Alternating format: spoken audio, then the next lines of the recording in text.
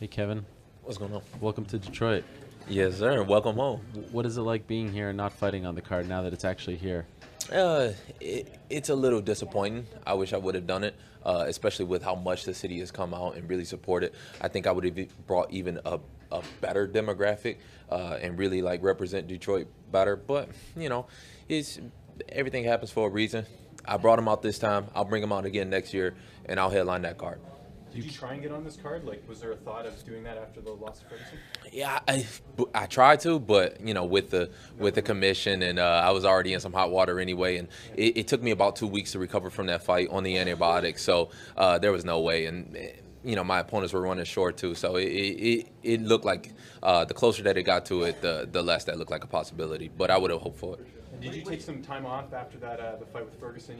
Get some R&R because it was a big fight, obviously for the interim title. Did you get some downtime? Yeah, for sure. I took about a month or so off. I'm ready to get back up in there though. I started to get that itch again. I said I wanted to take a long break. I said I maybe wanted to come back in July or something like that. I'm thinking April now. I get that itch. I love to fight. That's what I got the most fights in the shortest amount of time for a reason. That's what I love to do. After I take like a month of sitting around, I'm ready to fight again. At 155, or you want to go to 170? Yeah, I think the more I sit on it, the more I'm letting my body heal. 155 is definitely where I'll stay. It's a lot of good fights for me.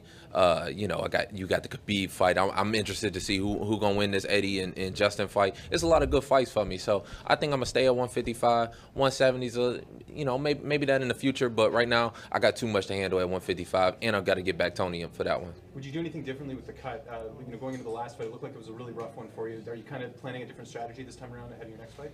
Yeah, no, I'm gonna sit on it. I'm gonna sit on it. I'm gonna think. I'm gonna play around my weight a little bit. That's what's gonna take me till about April, because I'm gonna really sit and play on my diet after the holidays. We'll see. We'll see how light I can walk around. Like right now, I'm sitting here about 188, 187. So I can probably knock that down to about 178, and then it'll make the cut a lot smoother on me. You mentioned Michael Chase. I broke your $3,000 sunglasses. Those ones are pretty nice. Yeah, they're the same ones. Shout out City Slick. He went ahead and fixed them for me.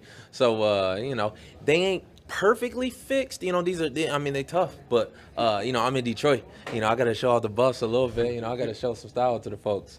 Are you feeling the love from people here? Like, do you feel like you sort of made it? Because I noticed yesterday when you came out, the weigh-ins, there was a big reaction from the people. They really gave you some love. Do you feel like you're the guy who came back and now you sort of made it and are getting that reaction from your hometown fans? I've been doing fan signings and appearances all over the city for the whole week that I've been here, and everywhere that I go, it seems like the folks really love me, and the folks really they understand me, and that kind of drives it home for me. It makes me feel even better.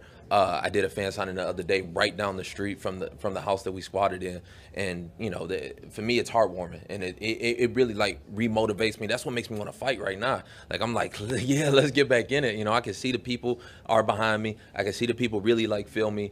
So it motivates me. It remotivates me. After I make a little bit of money to go back out there and keep doing it, and it reassures what I'm doing it for. Is this the first time that you come home as an established UFC star and feel that kind of love? Yeah, for sure. Is it a bit surreal? It won't be the last time. It's the first time, but it won't be the last. Detroit has changed so much since I left. Even this whole downtown area is really booming. I'm thinking about buying a house here too. I got a small house here already. I'm thinking about buying a actual nice sizable house. Have one here, have one in Vegas. You never know. I might, I'm gonna have some tricks up my sleeve. I'm gonna do my thing. Robert Follis is a left extreme couture. Did that affect you at all as far as you working with him at all?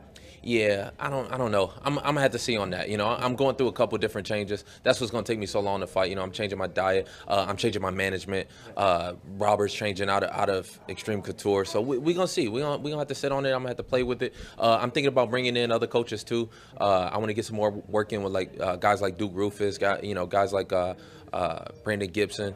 I'll see. I'll kind of bounce around a little bit. I've already been training in other places everywhere that I go. I've been training down here at Michigan Top Team since I've been here.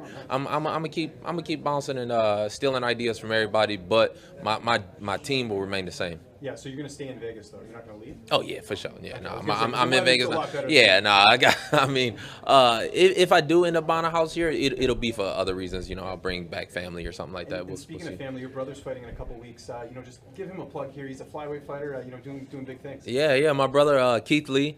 He's only had 3 professional fights, but the kid's a phenom. He's even better than me when I was at his age. He's 21 years old. He's gonna be the next rising star. By this time next year, he'll already be in the UFC and established. I think he'll probably make his debut on that July card. We just got to get him rolling, get him some more fights. The kid's already. I mean, we have him sparring UFC fighters on a daily basis, and he's taking those guys out. Those guys don't want to spar with him no more. So it's going to be hard to find him fights because nobody wants to take it. But once he gets a couple more, he's going to be in the UFC for sure, and he's going to be a force to be reckoned with at 135 or at 125. If Demetrius Johnson is still up there, my brother got something to say about that. He's fighting in a couple weeks, right? Yeah, he's fighting December 16th over in Grand Rapids. We'll go back. Promotion. KOP. Oh, KOP. KOP, Nice. yeah. So we Combat. yeah, he gonna go back. It's gonna be a quick fight. He gonna go out there. He gonna knock the kid out. We'll have another one in January. You know, we'll see. We'll see how the things shake up. Get him a couple fights. He'll be in the UFC, and he going after that championship run. You mentioned earlier, talking about if you were on this card, you would bring a bigger demographic. Were you referring to the African American community? Yeah, for sure.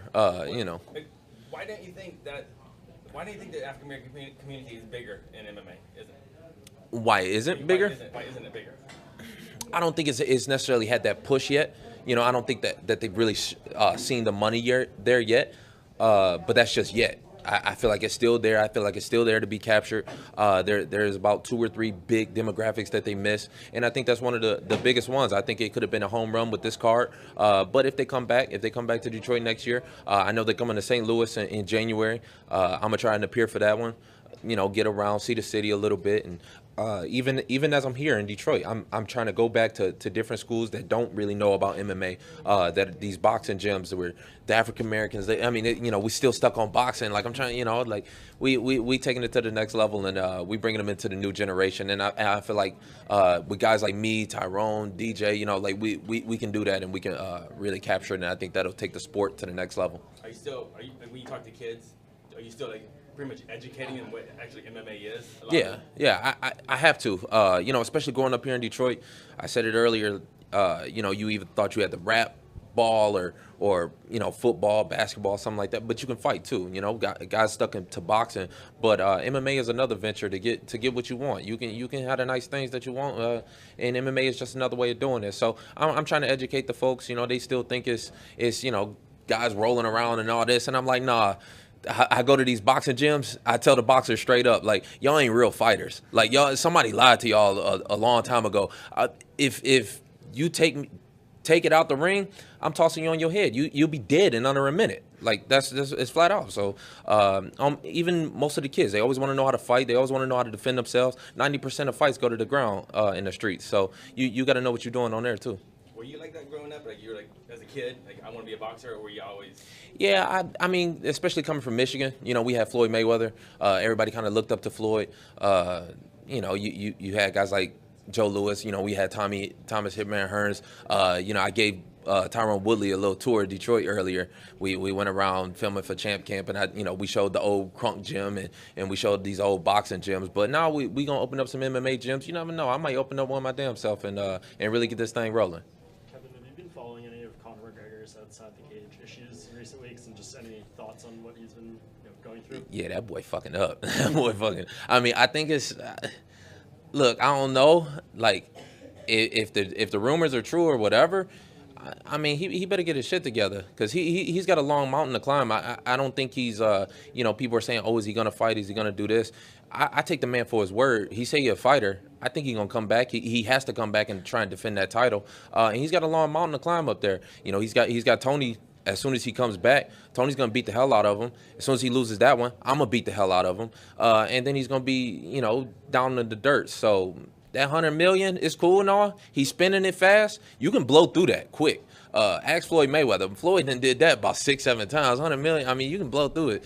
I don't think he really understands what he's getting himself into if he's really messing around with the Irish mob. I don't think he really from the streets like that. I don't think he want none of that smoke. But that's on him. So I'm just looking forward to his comeback, and then looking forward to taking him out after he gets his ass beat. Thanks again. Thank you. Thank you, sir.